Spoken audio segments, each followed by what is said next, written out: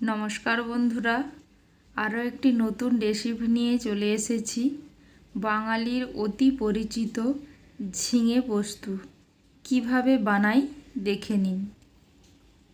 আমি এখানে একটি বড় সাইজের ঝিঙে নিয়েছি এবং দুটো ছোট ছোট আলু নিয়েছি, কেটে পরিষ্কার করে ধুয়ে নিয়েছি।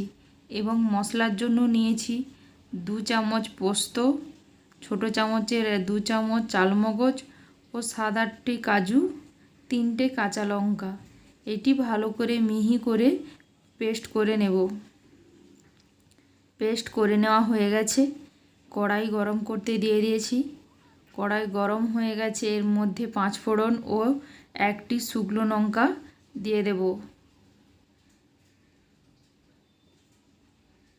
ভাজা হয়ে এসেছে, এখানে আমি একটি পেঁয়াজ দিয়ে দিচ্ছি। আপনারা যদি নিরামিষে রান্না করেন তাহলে পেঁয়াজ দেওয়ার কোনো প্রয়োজন নেই। পেঁয়াজটা ভাজা হয়ে এসেছে, এর মধ্যে কেটে রাখা ঝিঙে আলুগুলো দিয়ে দেব।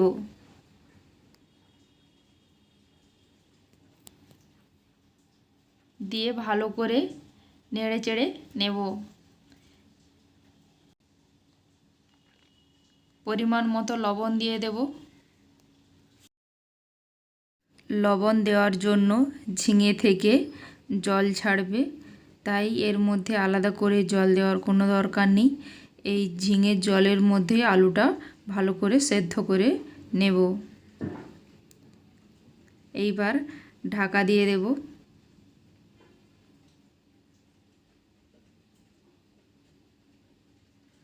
দেখুন ঢাকাটা খুলেছি, কতটা জল বেরিয়েছে ঝিঙা থেকে। এই জলের মধ্যে খুব সুন্দরভাবে আলুটা সেদ্ধ হয়ে যাবে। এর মধ্যে হলুদ দিয়ে দেব।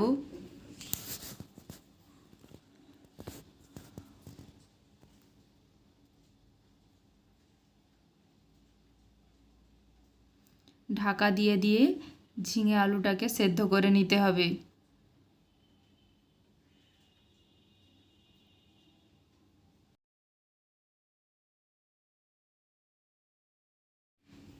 এখানে আমার আলু সেদ্ধ হয়ে গেছে। এইবার বেটে রাখা মশলাটা দিয়ে দেব, দিয়ে ভালো করে কষিয়ে নেব।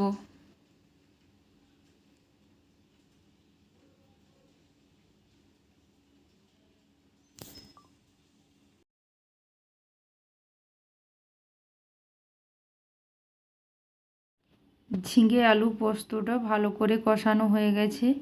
সামান্য পরিমাণ জল দিয়ে দেব, যাতে কড়াই না লেগে যায়।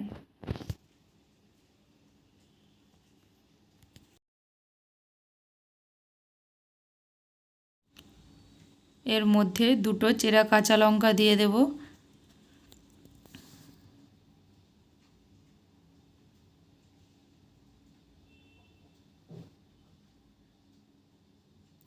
দিয়ে একটু নেড়ে চেড়ে নেব।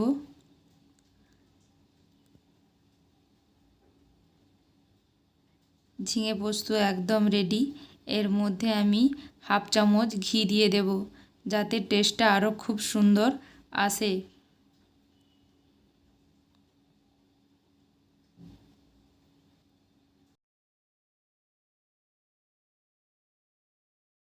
আমার ঝিঙে পোস্ত একদম রেডি। এইবার আমি একটি পাত্রের মধ্যে তুলে নেব। আমার রেসিপিটি ভালো লাগলে প্লিজ আমার চ্যানেলটিকে সাবস্ক্রাইব করে দেবেন এবং পাশে থাকা বেল আইকনটি অন করে দেবেন এবং আমাকে কমেন্ট করে জানাবেন রেসিপিটি কেমন লাগলো। সবাই ভালো থাকবেন, সুস্থ থাকবেন। দেখা হবে আরও একটি নতুন রেসিপি নিয়ে। আজ তবে আসি।